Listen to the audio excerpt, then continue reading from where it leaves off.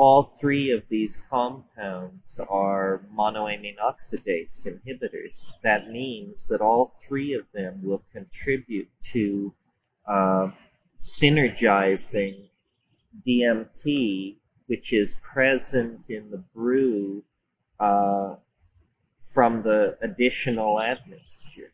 And the whole technology of ayahuasca is a technology of bringing these two plants together in correct ratios so that you strongly synergize visions, but not so strongly accentuate the unpleasant side effects of harmine.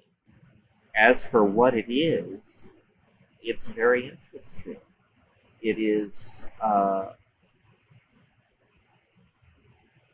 extraordinarily restorative.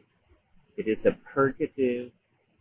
What we know medically about it is that it is a strong purgative, that it kills intestinal parasites, and that it has possibly an adverse effect on the trypanosomal stage of the malaria organism.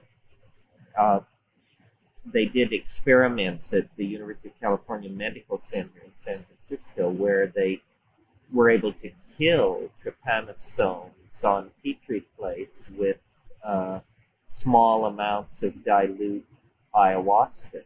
Well, if this were to stand up over time, you would see that this had then a very strong impact on people's adaptive the cultural adaptive response to malaria in the Amazon. You would almost have to say that people who didn't take this stuff were at serious risk to be in these places because malaria is so all-pervasive. And a system of curing has grown up around this, a whole medical system that is now in great danger of being lost or forgotten or quackized in some way because people are getting into it but know very little about it. In the traditional situation, a long apprenticeship was required to be able to give this stuff to people and to be able to take it, and a diet. And there are many, many things that we could say about it that set it apart and make it interesting. It's running on, as I said, harmine and on dimethyltryptamine, DMT, to accentuate the visions. Well, these two compounds are both endogenous hallucinogens. That means both of these compounds occur in the human body under ordinary circumstances, in the human brain.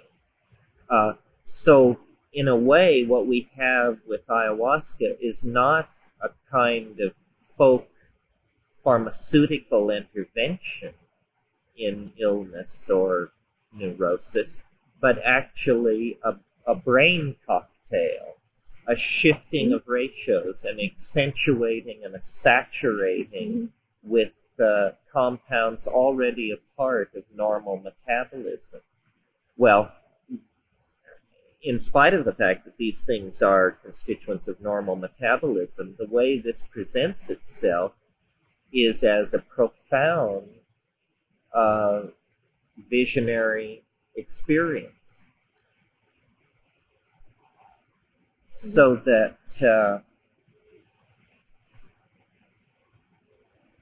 and it's fairly brief. It lasts about 4 hours, and then there's a long gliding integration, and there is never a particular energy loss. In a way, you seem to have taken one small step which you are not asked to retract. There is no energy debt. This is very interesting and is a hint that the right strategy with these shamanic hallucinogens is this effort to see them as intervention into ordinary brain chemistry that is shifting ratios but not adding new factors into the mix. And I don't know how many of you have been here for all of these lectures, but in many of the lectures we've touched on the unique ability of ayahuasca to promote synergy, synesthesias, situations where music is beheld, specifically the self-generated music of these tribal groups, that these songs that are being sung are to be appreciated pictorially.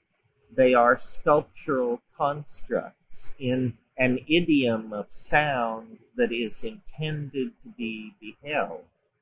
So, and this is something that we have no cultural lock on. We have nothing comparable to this. When the people like Koch Grünberg and the early people into the Amazon began naming the suspected active agent in ayahuasca, they called it telepathy, because they believed that group states of mind were being generated in these tribal groups. And in fact, this is not that far off the mark. I mean, a kind of pedestrian notion of telepathy is, I think, you hear what I think. But notice that even though thinking is not an audial function, the cultural assumption is that thought would be heard. There's no reason for this. I mean, thought could be felt, or it could be seen. And this, in fact, appears to be what is happening. DMT, this domain of compounds that I'm interested in, that I keep restricting our attention to, these indole tryptamine hallucinogens, it's because they are so much like brain chemistry, and they act so directly on the language-forming centers.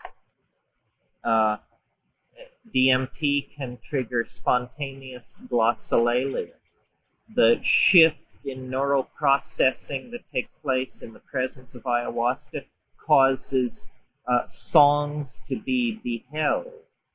What we're moving here in is the realm of signal processing, perception, and language generation. This is where these things are particularly targeting, and in different ways. For instance, I talked about how the mushroom speaks. Psilocybin, 5-hydroxy-N,N-dimethyltryptamine. Again, just a gnat's eyelash away from these other compounds. It speaks. Another causes music to be visible, so forth and so on. Another triggers glossolalia.